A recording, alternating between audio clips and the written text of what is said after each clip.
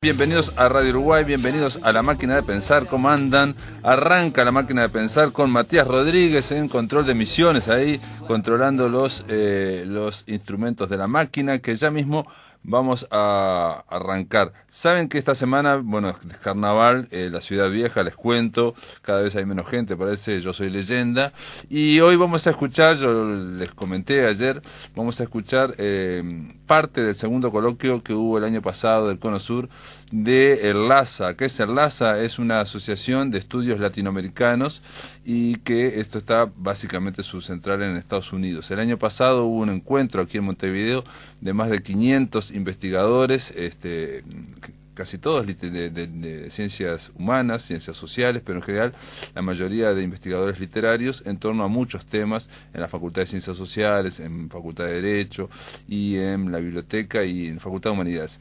En un momento hubo una mesa dedicada, digamos, en una de esas instancias a el escritor uruguayo Mario Lebrero. Me invitaron y grabé toda la mesa, hemos pasado algunas intervenciones, ahora vamos a oír las intervenciones de la escritora y profesora Albesia Pérez y del profesor Matt Bush de la Universidad de Lehigh en Pensilvania. Antes de arrancar, quiero decirles, amigos, que hoy arranca también, por otro lado, el ciclo de poesía, de música y poesía en el almacén El Hacha. Esto es a las 21:30 horas. Esto está en Buenos Aires, esquina Maciel, y van a estar hoy Paulo Rodel, Martino Palacio Gamboa, Noela Viqueira, y van a cantar Nicolás Krisic y Patricia Robaina, entre otros. Esto lo organiza Pablo Galante, después les voy a hacer acuerdo, pero ahora vamos a oír a Albesia Pérez. Bueno, el título, el arte de escuchar la voz interior y aprender a seguirla. Con esa intención empecé, pero ahí me di cuenta de que iba a hacer una cantidad de argumentos racionales para explicar algo que a veces no tiene una explicación tan lineal y como nos puede dar la razón. Entonces, empecé por otro lado. Por ejemplo, preguntando sobre el misterio, cómo contar, cómo hablar sobre el misterio. Explorar el sentimiento, eso es lo valioso. No saben lo que se pierden al evitarlo. Esta es la voz de Mario. Es el punto de vista, el lugar en el que te parás. La memoria intelectual que no te conmueve o la vivencia, la inspiración. Es conectar con el sentimiento, escarbar el sentimiento.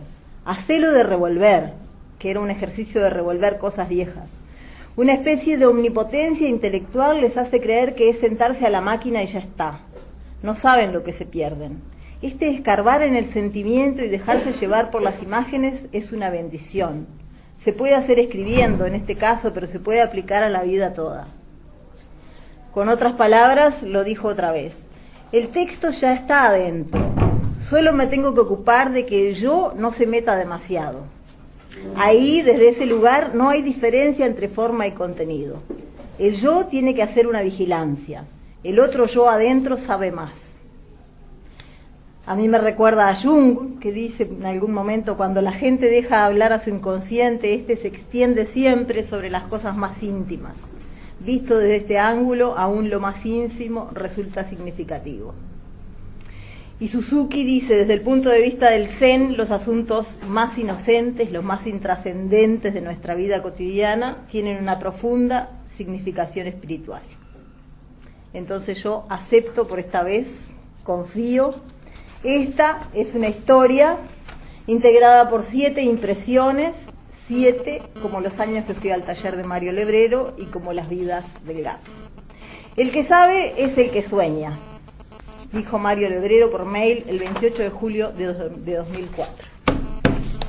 Primera, ánima. Llego al espacio de meditación un jueves a media tarde. Un círculo de personas dispuestas a meditar en silencio. La coordinadora es la última en llegar, se sienta sobre un almohadón en el piso y dice: hoy sería el cumpleaños de mi madre. Le quiero dedicar la meditación a mi madre.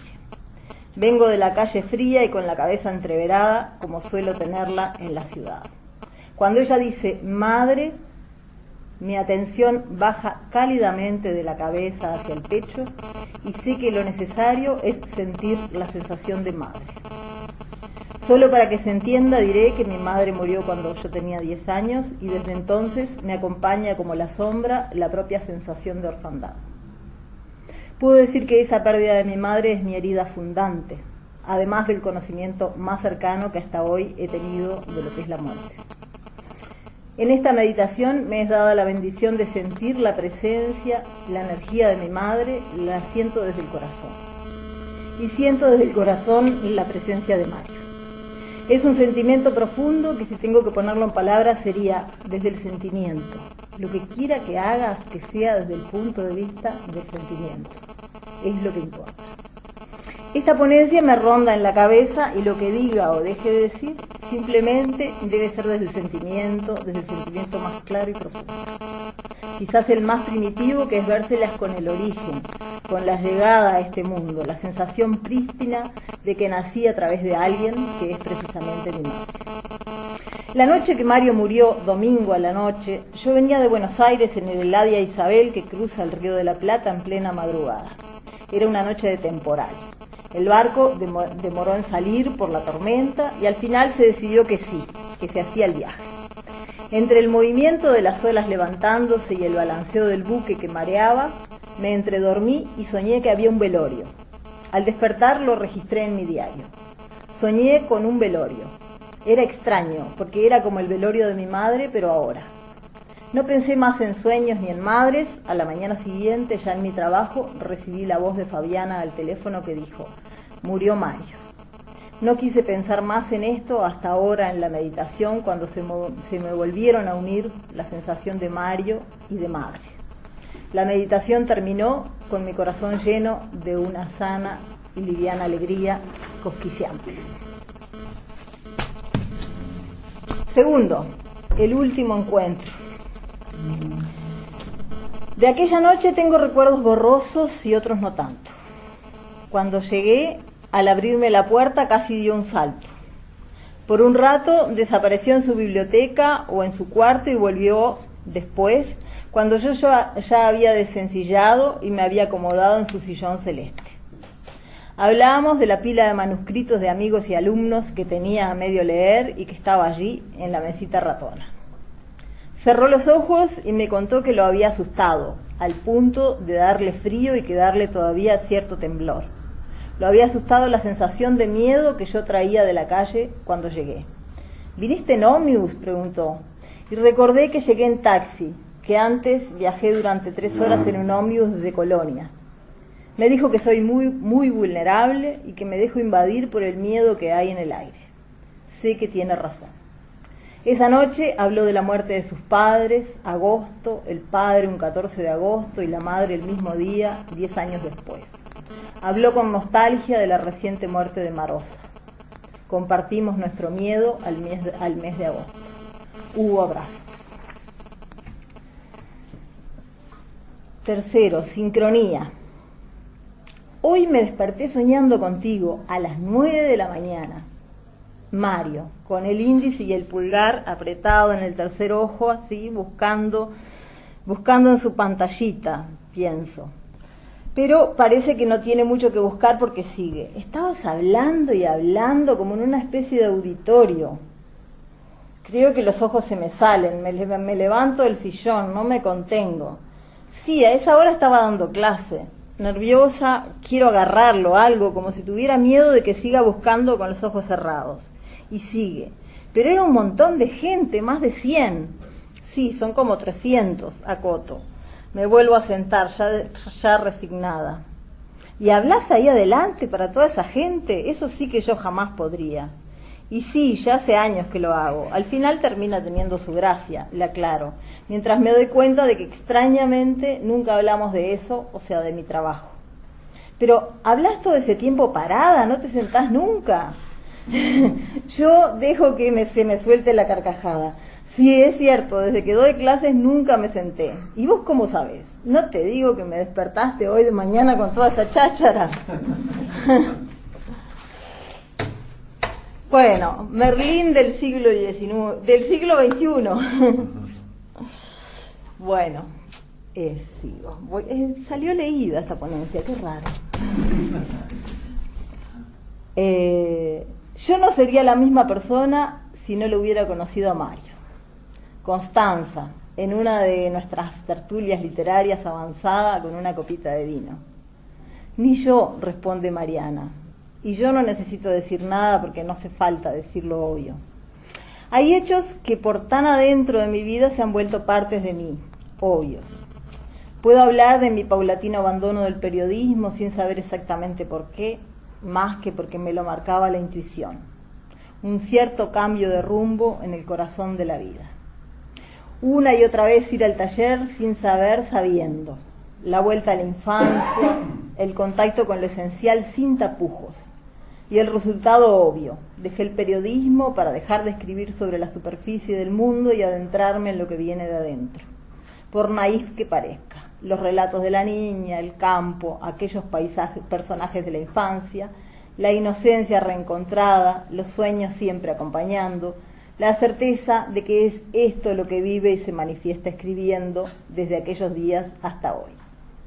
La escritora Mariana Casares, aquí presente, propone que Mario Lebrero es el Merlín del siglo XXI. Me permito compartir aquí algunas de sus palabras, ejemplo de lucidez, belleza y capacidad de síntesis. Lebrero, en sus juegos artúricos, solía tomar el papel de Merlín, y no en vano. Merlín es una figura que personifica diferentes arquetipos: el druida, el bardo, el hombre salvaje, el chamán y el profeta. Hijo de Dios y del diablo. Recibe las virtudes de conocer el pasado y ver el futuro. Con mis recortes siguen las palabras de Mariana Casares. La habilidad de ver más, de conocer el pasado y el futuro, lo habilitan para vivir el ahora, tiempo presente. Acá y ahora es sabiduría. En el taller de Mario Lebrero no se enseñaba a escribir bien, se enseñaba a conectarse con el alma, a ablandar el corazón, a vivir la vida en detalles, a deleitarse en el sin tiempo de la observación. Enseñó lo que él más sabía hacer, y la escritura era su lenguaje para manifestarlo. Ser, animarse a ser, abrirse al mundo de la percepción, diferentes realidades en esta realidad, otros tiempos, otros espacios, el mundo lebreriano que conocí. Mariana, Morgana, como Mario la llamaba, se encuentra con plumas y palomas en su propio viaje y en la literatura y la magia de Clarice Lispector. Lo natural es también sobrenatural. No creas que está tan lejos. Lo natural es ya en sí un misterio. Lebrero me enseñó a mirar de otra manera el mundo. Eso es lo que tengo para contar. Con mis recortes, así lo decía Mariana Casares en una ponencia sobre Mario Lebrero, en un coloquio sobre literatura y margen.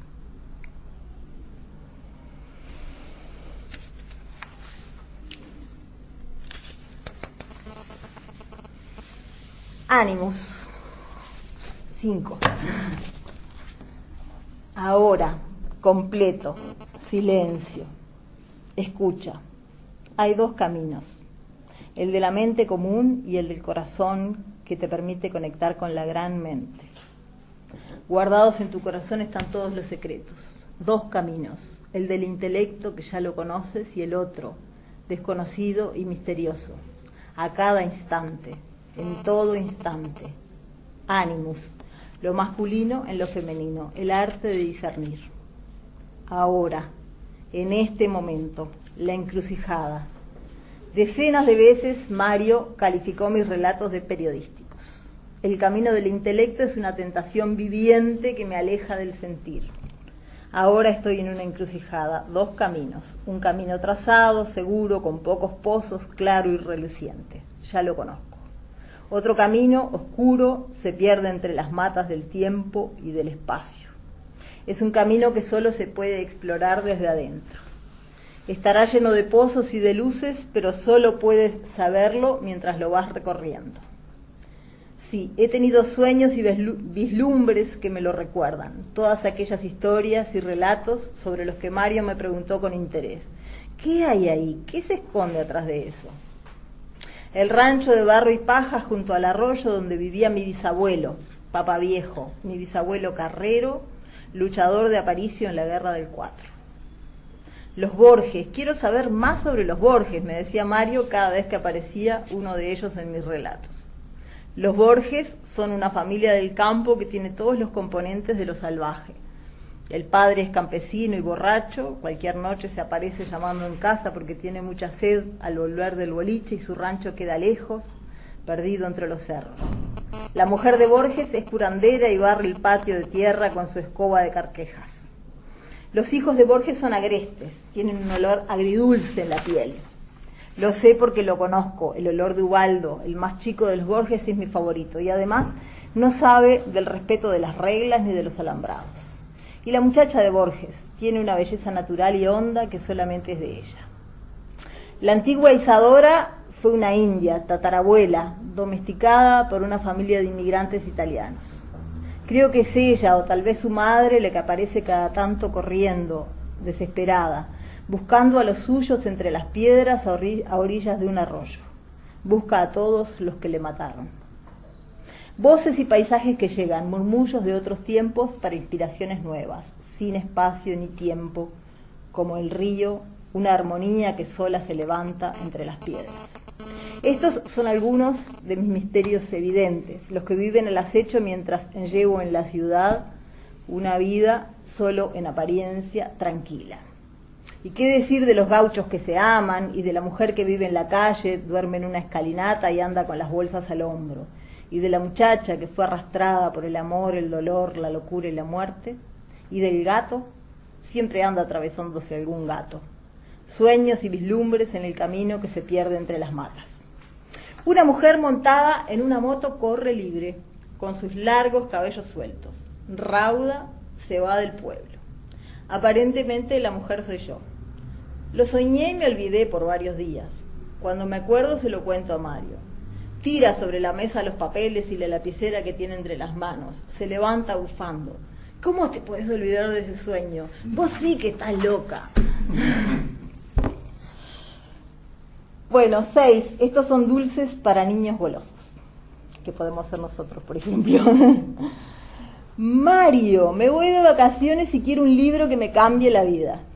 Lanza un buen día Andrea, inquieta como siempre, la hermosa tallerista y periodista cultural. Como los niños ante el abuelo a la hora del reparto de los caramelos, todos chillando. Yo también, yo también. Con sus lentos movimientos, Mario se pierde en la biblioteca y al cabo de un rato, mientras los niños parloteamos sin parar, aparece con los gastados ejemplares. América de Kafka para la niña preguntona, Ser, Zen y el arte de escribir de Ray Bradbury para Kaf, La pasión según C.G.H. de Clarice Lispector. A mí me tocaron 2.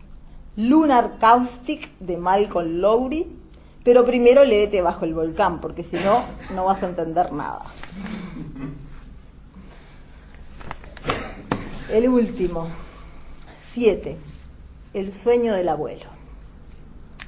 Por estos días, agosto de 2004, tuve un sueño muy dulce, lleno de belleza y bondad.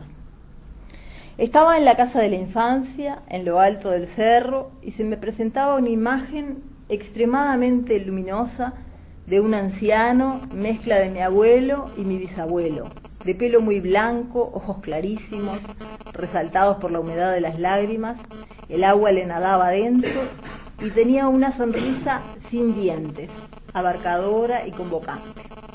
El anciano me abrazó, no era a mí exactamente, era una mezcla de yo misma niña y eso que siempre supe que tengo, lo que me alimenta el alma. Aquel abrazo me produjo la sensación más amplia, luminosa y bendita que he vivido en esta vida. Una sensación que me daba la certeza de que todo en el universo está unido a todo. Aquel abrazo era la sensación vívida de la unión, la seguridad plena y ampliada de que somos uno. En una de aquellas frías noches de agosto en la que fui a visitarlo, le conté a Mario el sueño y me propuso que tal vez estaría bien practicar lo que él llamaba la terapia del abrazo. La teoría era algo así como ejercitar el abrazo de manera completamente consciente y descubrir lo que sucedía adentro de esa práctica o de ese abrazo. Aquella noche lo intentamos. luego de que él me advirtiera varias veces que tenía que tener cuidado porque dentro suyo hay un cerdito, decía, que quiere devorárselo todo. Obedecí a la necesidad porque con Mario me pasaba aquello de seguir la intuición. No era algo que me formulara con palabras, no, era algo que simplemente hacía, con inconsciencia casi total. Me dejé hundir en el abrazo de Mario y lo sentí muy claro. No hay separación. Me uní a él en el abrazo y sentí la continuidad de todo. Mi cuerpo se expandía de un modo liviano, bondadoso y suave. Con los ojos cerrados veía una luz intensa. No fue la única vez que practicamos la terapia del abrazo, ni que sentí en las entrañas la sensación de uno, de no estar separado.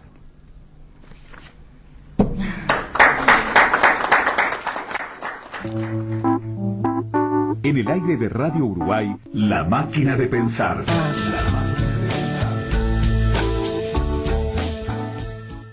Ahora vamos a escuchar la intervención en el coloquio del Cono Sur, LASA Cono Sur, del profesor Matthew Bush. Digamos, el lado oscuro de los medios masivos en la obra de Mario Lebrero y de Ricardo Staffacci. Para mí, a diferencia de Helvecia o de Pablo, por ejemplo, yo llego mucho más recientemente, ¿no?, al estudio de Lebrero. Y claro, ¿qué pasa? O por una deformación profesional o una manía del lector, siempre quiero poner, ¿no?, cualquier autor en contacto con otro, ¿no?, para poder ubicarme, ¿no?, y entender mejor, ¿verdad? Ahora bien, con Lebrero es un poco difícil, ¿no?, siendo tan único. Pero encontré una pista ahora con Staffacci, o creo haber encontrado cierta pista. Vamos a ver.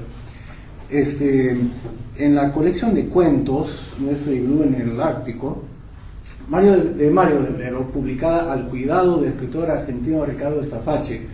Staffacci comenta en el prólogo al texto que Lebrero, y cito, ¿no?, Lebrero escribía contra la ira, o problemáticamente escribía para que sus libros advieran la posibilidad de vivir, al menos por un rato, otra vida, una vida feliz como un nuevo relato que comienza. Fin de cita.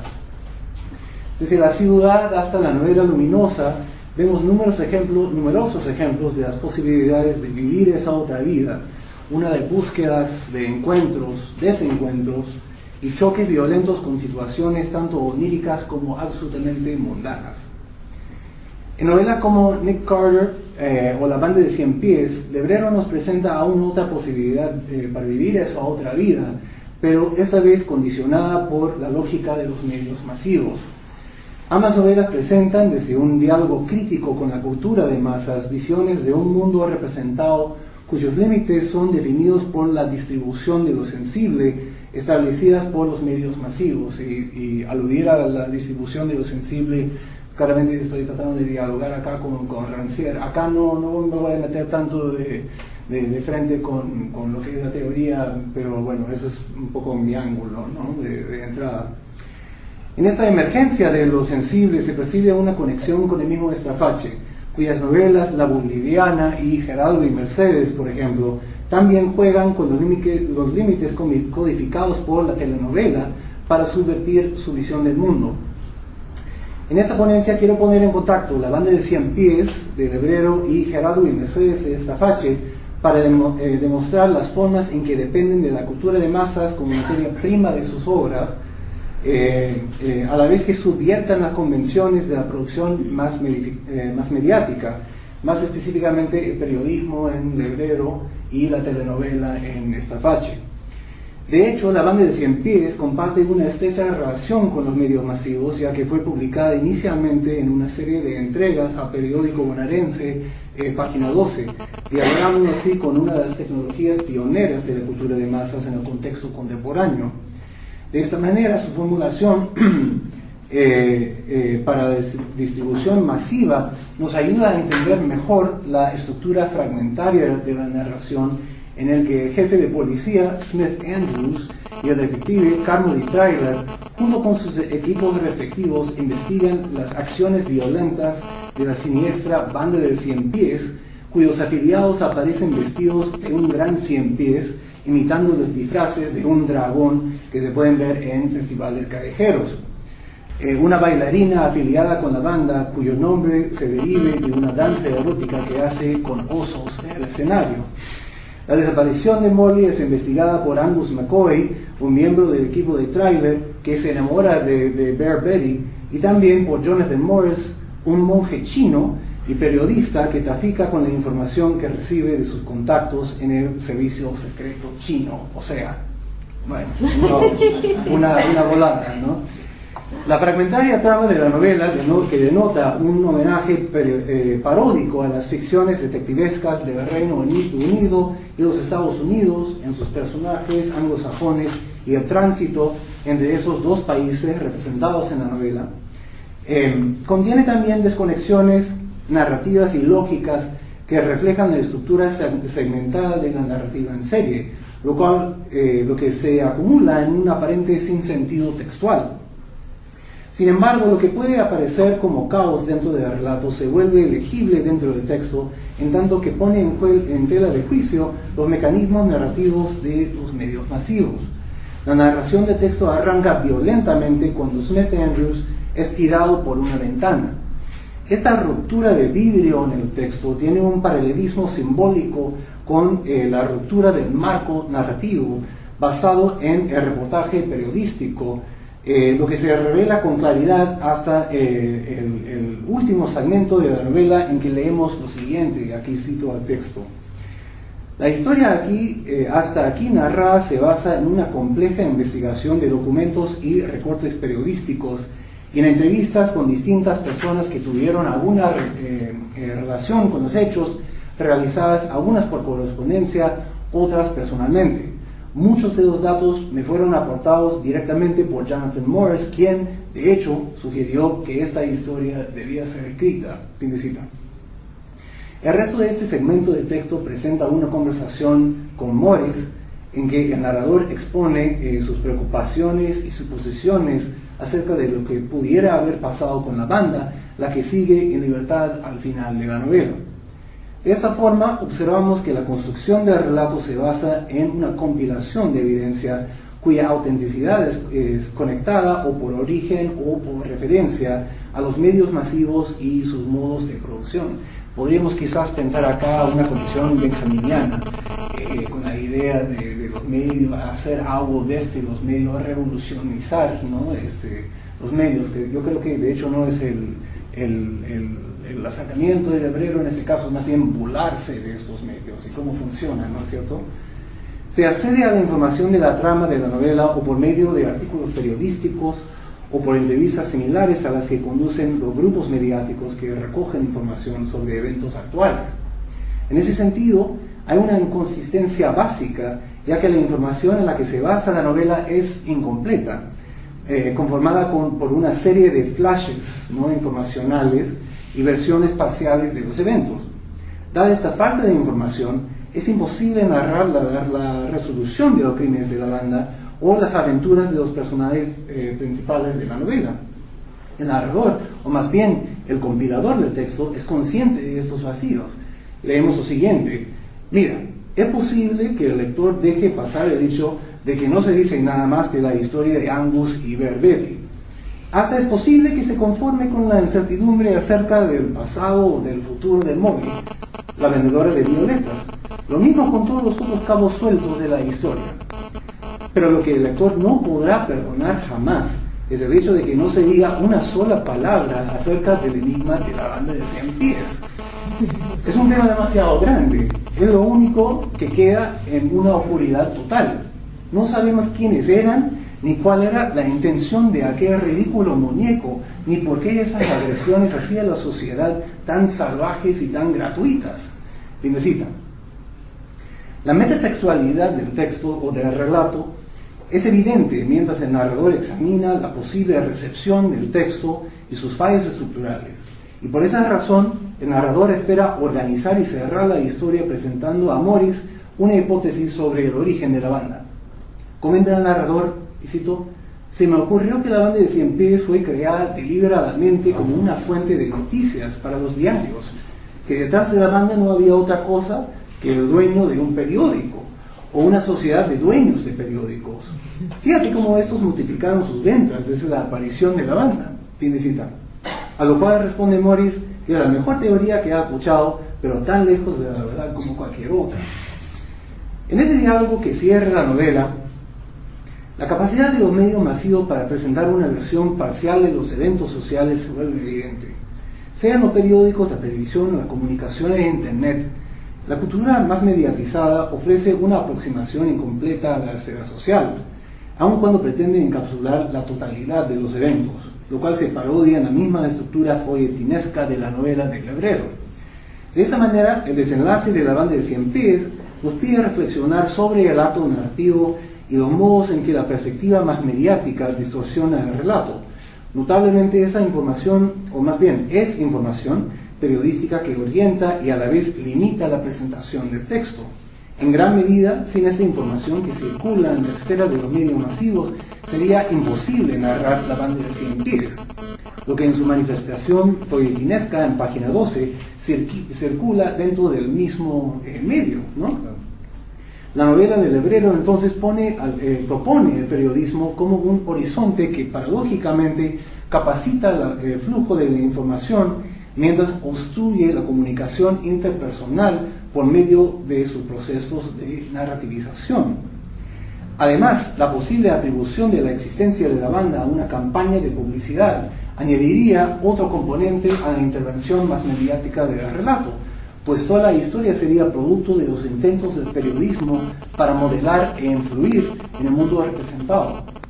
Es precisamente aquí, en esa conciencia de una sensibilidad mediatizada, la sensibilidad contemporánea que es formada por los rápidos flujos de información y sus impactos afectivos en el receptor, donde encontramos una conexión entre la obra de Lebrero y Scaraface.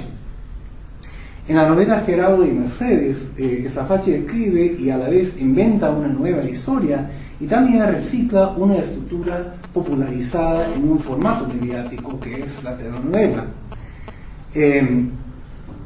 Una forma narrativa parecida a la telenovela, por su empleo de convenciones melodramáticas, es central a la narración de Gerardo y Mercedes, pero la parodia de las técnicas del melodrama toma una importancia mayor, en tanto que la afectación lúdica que se presenta en el texto hace evidentes las ansiedades sociales y geopolíticas de diferentes sectores de Buenos Aires.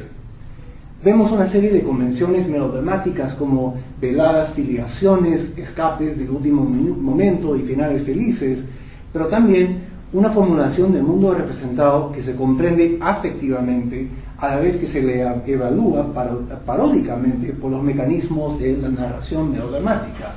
Y al hablar de los mecanismos afectivos del texto, estoy pensando en las propuestas de Sarah Ahmed, por ejemplo, o Brian Massumi, por nombrar solamente un par de teóricos que están trabajando en lo que es el impacto afectivo del texto y cómo interactúa con el lector, qué es lo que producen las emociones que se insertan en el texto, no que provocan el texto, ¿verdad?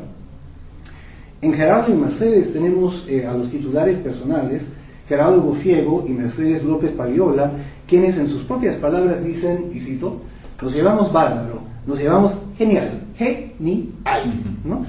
Desde luego, esto no nos protege de una serie de intrigas en las que Mercedes se embaraza del jefe de Gerardo para luego cansarse de la maternidad y dar a su hijo en adopción, y de ahí encontrar una nueva vocación en la poesía, solo luego para abrirse de ella y redescubrir sus instintos maternos y finalmente encontrar la felicidad en su descubrimiento de su lesbianismo. Por su parte, Gerardo se verá secuestrado por la hija de un ex militar cuyos seguidores lideran un golpe de Estado. Luego de ser liberado, Gerardo se encuentra con la posibilidad de comprar la compañía de su suegro, desaparecido por la junta militar, donde antes trabajaba vendiendo lencería barata y donde ahora Mercedes tendrá un puesto administrativo, cumpliendo así con un rarísimo final feliz, ¿no?, para la novela. En la caótica historia de Gerardo y Mercedes podemos apreciar una forma narrativa que se asemeja a una telenovela desquiciada, pero que nos permite una aproximación oblicua a la cartografía ideológica de Buenos Aires. En la novela de Scaraface, paradójicamente, los sectores específicos de la ciudad apenas se mencionan, principalmente porque los personajes cuyo privilegio social nunca se pone en duda, o para ellos su acceso a la ciudad nunca se cuestiona. Más bien, las esferas de movimiento en la novela son las que se encuentran entre instituciones y afiliaciones sociales, lo que equivale a decir que en la representación de la estructura social de la clase media alta, el movimiento se construye con respecto a la normatividad burguesa. De esta forma, el formato parodiado de la telenovela en Gerardo y Mercedes nos ofrece un mapa de la sociedad bonaerense que depende de los modos afectivos del texto y las relaciones que estos generan, a la vez que se juega con el formato más mediático que enmarca el texto. Por ejemplo, la trayectoria de Mercedes traza una nueva cartografía personal a medida que descubre su sexualidad, una reclamación identitaria en sí, que se presenta de la siguiente manera, y cito del texto: Mercedes había pasado de ama de casa frígida y millonaria a madre, poeta, mujer abandonada, y después, tras Catón, había devenido, casi sin solución de continuidad, mujer abandonadora de su hijo Gofierito, expoeta, madre arrepentida, flamante lesbiana, madre pluscua abandonadora, y al parecer poeta otra vez. Fin de cita. Como indica esa letanía de posiciones y relaciones sociales, aún sin su ironía irreverente, la novela de Straface pone énfasis particular en el proceso de autodescubrimiento de Mercedes, y de esta forma la identidad personal se ofrece como un sitio de producción de enlaces afectivos y modos de existencia social que le son cerrados a Mercedes antes del revuelo social que se representa en el texto. La narración de Straface se abstiene de presentar cualquier juicio sobre el aparente egoísmo de los personajes, y así se aparta del moralismo que frecuentemente se halla en la telenovela y el melodrama en general, y usa el movimiento del personaje en el mapa afectivo del texto como una manera de comprender conflictos mayores en la cartografía socioafectiva de la ciudad. Esto es, aún con un personaje como Mercedes, que parece ni siquiera registrar los conflictos sociopolíticos que afectan a Buenos Aires de la novela, incluyendo la desaparición de sus padres, los cambios afectivos que experimenta ofrecen una aproximación a una sensibilidad activa dentro del espacio urbano, siempre desde una paródica mirada telenovelesca. Este enfoque intenso en lo personal por sobre lo social no oscurece, sino paradójicamente ilumina los problemas sociales contemporáneos de Argentina. De hecho, Gerardo y Mercedes presenta una serie de secuestros para, por un lado, lograr deseos personales, como es el caso del vaivén de los impulsos maternos de Mercedes, y por otro, reconstruir familias a lo largo del texto. La novela de Straface entonces presenta una transgresividad sociohistórica que directamente impacta sobre la institución de la familia tradicional, ¿no?, que es tan central en el imaginario más mediatizado y particularmente en el melodrama familiar. La figura textual de la ruptura familiar tiene una presencia particular en la historia argentina, donde tantos niños de padres desaparecidos durante las sangrientas dictaduras de los 70 y 80 continúan descubriendo su verdadera afiliación con grupos como las Madres de Plaza de Mayo, que todavía reclaman justicia. Desde una distancia histórica, ¿no?, la escritura de Straface retoma indirectamente este aún doloroso elemento de la experiencia social argentina y lo reinserta en el mapa contemporáneo de Buenos Aires. En Gerardo y Mercedes este tema aparece quizás de una manera cínica, relacionando con un aspecto dramático de la historia nacional reciente. Sin embargo, al hacer referencia oblicuamente a este oscuro proceso histórico, el texto toma un afecto negativo como la vergüenza y la inserta en un formato telenovelesco parodiado para reflexionar acerca del cambio social o ausencia de ello que ha ocurrido en tiempos históricos recientes. Al habitar los formatos de los medios masivos, la banda de Cien Pies y Gerardo y Mercedes problematizan estructuras comunes de los medios masivos para confundir definitivamente la frontera entre la cultura alta, ¿no?, y la cultura popular, generando así una perspectiva crítica acerca de esas esferas culturales supuestamente separadas. En esa percepción crítica hay una política ambigua. En el caso de Staffage es más directamente politizado, ¿no? Ya que la reivindicación de las prácticas culturales de la lectura presupone un cuestionamiento necesario del valor simbólico del texto, a la vez que considera los modos por los que los diferentes formatos integrados al texto son distribuidos y consumidos. Tal vez no debería sorprendernos encontrar esta capacidad de problematizar la práctica de la lectura en Lebrero, quien criticaba los finales cerrados de las novelas detectivescas, porque, y citando a Lebrero, no te deja una angustia libre que puedas aprovechar para modificar tu vida, como sucede en la verdadera literatura. Fin de cita.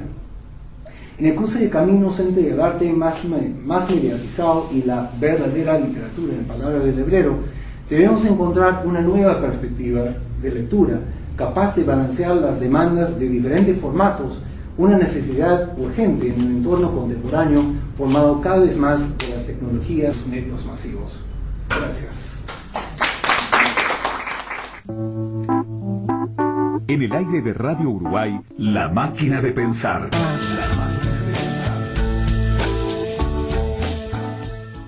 Muy bien, amigos, en este tercer bloque de La Máquina de Pensar vamos a pasar nuestra sección Cuando pasa por la voz, donde vamos a oír a un narrador, en este caso es el propio Mario Lebrero, leyendo fragmentos del cuento La casa abandonada.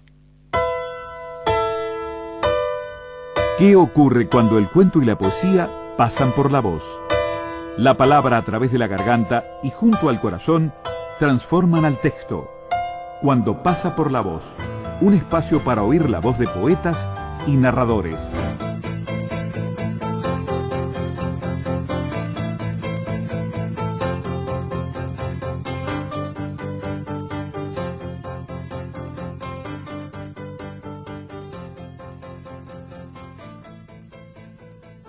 Lombrices. Tuvo que ser una mujer, Leonor, esa solterona maniática que no sé por qué se unió a nuestro grupo, le teme la casa, la que abriera la canilla del bidet. Se sabe que el agua corriente está cortada, que es peligroso andar abriendo canillas sin avisar, que por la de la pileta salen mujercitas, por la de la bañera, aquella cosa gomosa, amarillenta, que se infla como un globo y no deja de inflarse hasta cerrar la canilla. Entonces se desprende y flota un rato a nuestro alrededor, luego se eleva y se pega contra el techo y allí queda. Un día entramos y ya no está más. Que haciendo funcionar la cisterna por el antiguo procedimiento de tirar de una cadena en cuyo extremo hay un mango de madera, se deja oír ese tremendo alarido interminable que pone la piel de gallina y nos hace temer quejas de los vecinos. Oímos un grito que confundimos con este alarido, pero no, era Leonor, que luego vino corriendo y nos señaló el baño. Y fuimos y vimos esa lombriz negra y fina, que salía por uno de los agujeritos del bidet y no dejaba de salir y ya alcanzaba al 1,5 metros fácil de largo. Esperamos a ver si se terminaba, pero seguía saliendo y arrastrándose por el piso, apuntando ya hacia otras habitaciones. La cortamos en pedazos y cada uno siguió completamente vivo, moviéndose y escapándose. Tuvimos que barrerlos y tirarlos por la rejilla. Y aquello seguía saliendo, y pronto empezaron a asomar nuevas puntas por otros agujeritos. Tratamos de cerrar la canilla, pero se había trabado, y nadie se animaba a cambiarle el cuerito, y menos aún a llamar a un plomero, y ya pensábamos que no había más remedio que clausurar también el baño y perder para siempre el espectáculo de las mujercitas. Se acusó a Leonor de haberlo hecho a propósito, pero alguien tuvo la idea y el coraje de inducir a las respectivas cabezas a meterse en el agujero del desagüe del propio bidet. Esto pareció caerles bien a las lombrices, porque siguieron saliendo y entrando, y así sigue esa cosa continua y aparentemente interminable. Quien ignore la historia y mire el bidet, creerá ver una extraña lluvia horizontal de agua negra y brillante. Huracán. Es un agitarse de cenizas y de puchos en la estufa del comedor. Entonces conviene irse o encerrarse en el dormitorio o en último caso quedarse allí, apretado en un rincón, la cabeza entre las rodillas y las manos cubriendo la cabeza. La tierra, los papeles, algún objeto comienzan a girar lentamente, como hojarasca, en el centro de la habitación. Hay un descenso brusco de temperatura y el viento sopla cada vez más fuerte y todo se va arremolinando, todo hacia el centro, y los muebles son arrastrados y las paredes tiemblan y se precipita la caída del revoque y la tierra nos ahoga y nos irrita los ojos y tenemos sed. Quien no se previene es atrapado y gira, sale a veces despedido contra alguna pared con violencia y rebota y vuelve nuevamente al centro y así hasta morir y hasta después de muerto. Cuando vuelve la calma, salgo del rincón y me paseo por entre los escombros, los floreros rotos, los muebles dados vuelta. Todo está hermosamente fuera de sitio. El comedor queda como cansado, como si hubiera vomitado. Se respira, parece, más libremente.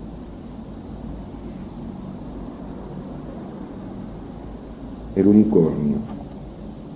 Se cree que es la hierba lo que lo atrae. Por supuesto que no hay ninguna certeza en torno a este asunto y nuestras teorías no tienen mayor fundamento científico, pero es interesante notar algunos datos. Hemos clasificado a la hierba, trabajo realizado por Ángel, el vegetariano, como una variedad criolla que parece darse solo en este jardín de la Martinia luciana, que crece en América del Norte. Tiene flores grandes, amarillentas, moteadas de violeta. Una vez al año da fruto, una cápsula terminada en punta con forma de cuerno. De ahí su nombre popular, planta unicornio. Y de ahí, según nosotros, la visita anual del animal a nuestro jardín. A pesar de la paciente vigilancia no lo hemos visto. Pero hemos visto, sí, la hierba comida, recortada por dientes. Hemos visto un orificio en la tierra, como producido por la punta atorneada de un paraguas, en el borde elevado del charco de agua. Hemos visto las huellas de patas de caballo, hemos encontrado bosta fresca, hemos oído una noche flotar un suave relincho, hemos hallado a la mañana siguiente a Luisa, de 16 años, que se había plegado a nuestro grupo días atrás, con el pecho atravesado por un enorme único agujero, desnuda, monstruosamente violada. Tú eres un vendedor a domicilio, correteas libros o afiliaciones a sociedades médicas, llamas a todas las puertas, tratas de introducirte en todas las casas. Es de tarde, ves unas rejas y dudas un instante, eres decidido y ese jardín descuidado no te desilusiona. Empujas el portón, atraviesas el sendero que divide el jardín en dos mitades, te paras junto a la puerta y buscas el timbre. No lo encuentras, pero sí un llamador de bronce.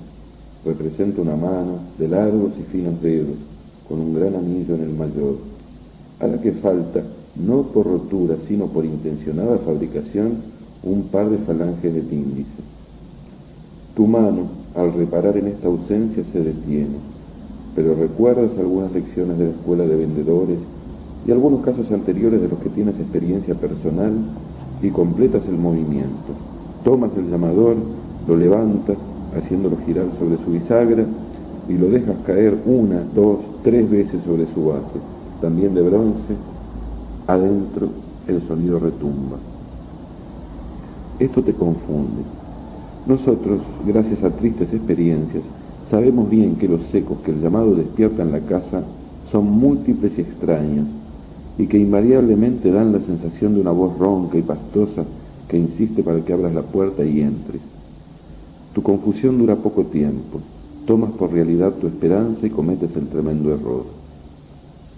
Cuando llegamos, encontramos sobre alguna silla o en el suelo tu portafolio. No necesitamos abrirlo para saber a qué te dedicas. Nos reunimos en el comedor y hacemos un minuto de silencio. Alguien siempre deja caer una lágrima. También alguien siempre propone denunciar el caso a las autoridades. Lo convencemos de que no se ganaría nada y perderíamos en cambio la casa. Entonces aparece quien sugiere colocar en la entrada un cartel de advertencia. Los más viejos debemos explicar una vez más que sería este el sistema más indicado para aumentar las víctimas y que tarde o temprano los tontos curiosos terminarían por desalojarlos. Coincidimos finalmente todos en que estos casos son lamentables que no está en nuestras manos evitarlos. Al final, cansados de tantas escenas tristes, cargos de conciencia y discusiones vanas, tomamos el asunto un poco en broma y decimos que después de todo, en este mundo sobran vendedores a domicilio. Luego, sin solemne ceremonia, alguien toma tu portafolio y lo arroja al aljibe del fondo. Muy bien, amigos, este era Mario Lebrero leyendo fragmentos del cuento La Casa Abandonada, que se encuentra en su primer libro de cuentos, La Máquina de Pensar en Gladys. Se terminó La Máquina de Pensar. También hoy, amigos, escuchamos a Alvesia Pérez y escuchamos a Matt Bush de la Universidad de Lehigh en Pensilvania, que estuvo aquí, el año pasado estuvieron aquí hablando sobre precisamente Lebrero. Les recuerdo simplemente que el ciclo de música y poesía en el Almacén del Hacha, que está aquí cerca en Buenos Aires, 202 esquina